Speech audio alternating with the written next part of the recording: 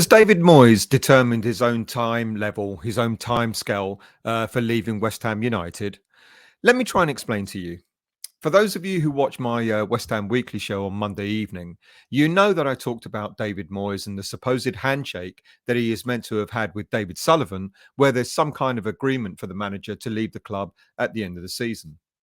At the time of debating this on the show, I was looking at that story from one angle only, from the perspective from the perspective that, if true, it was Sullivan who initiated the discussion with Moyes, and I questioned the validity and the timeliness of such a manoeuvre.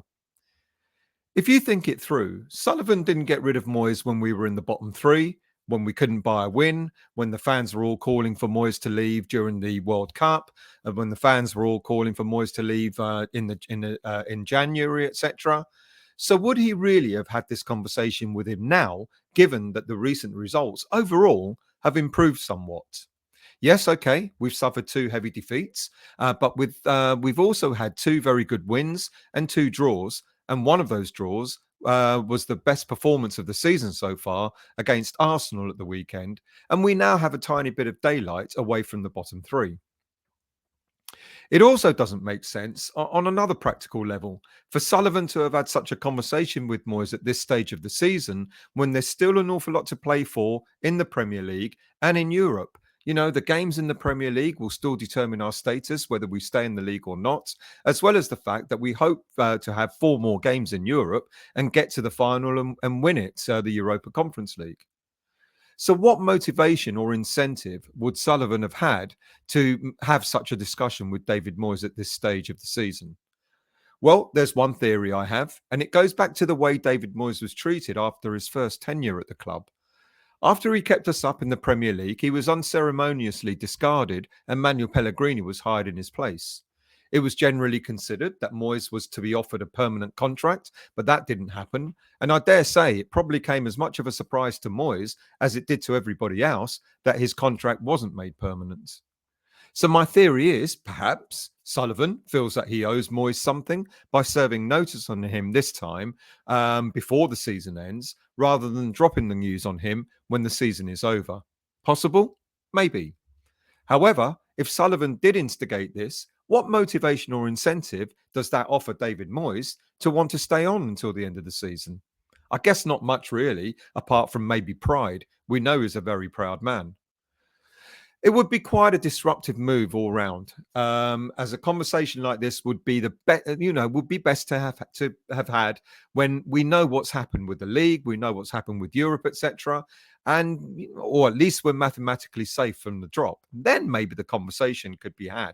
But doing it now, I don't know. It seems odd.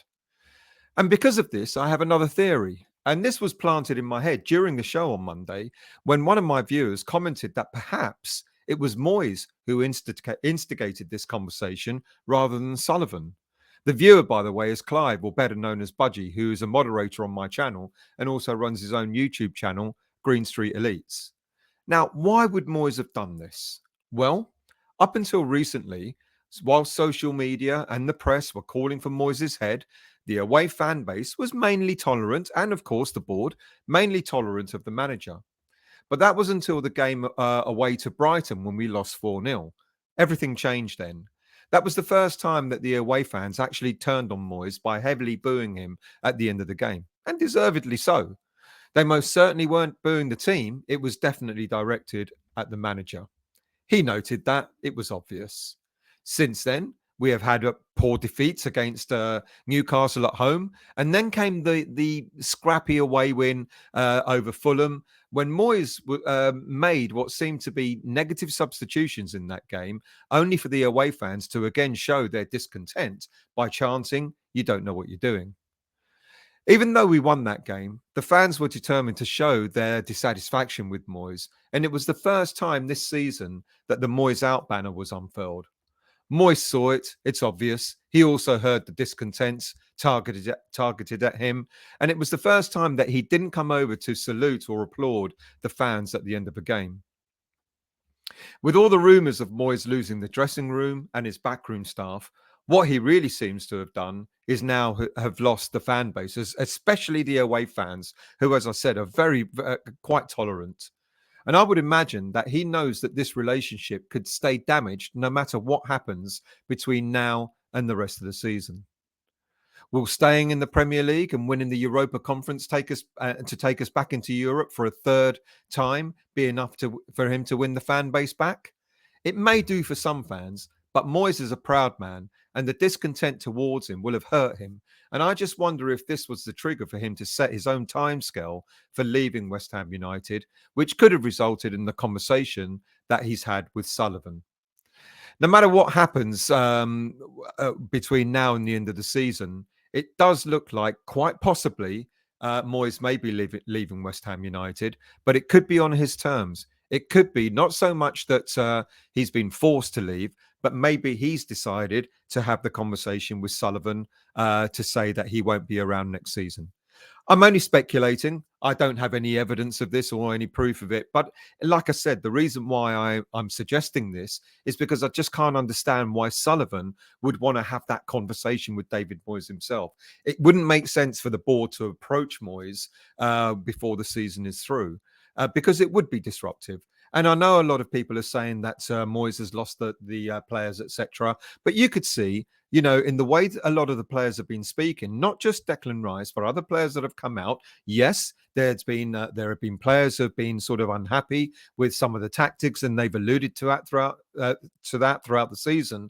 But you could also see that there is a lot of respect for David Moyes, and as we saw a few weeks ago, he put out a team with all of his old cohorts, the players that he can trust. They did a job for him, and they've done a job for him again against Arsenal. Mainly, I mean, Paquetá's back, and there were one or two others back as well. But on the whole, there are players who are playing for Moyes. So by Sullivan having done that, it just didn't make sense to me. It didn't kind of ring true.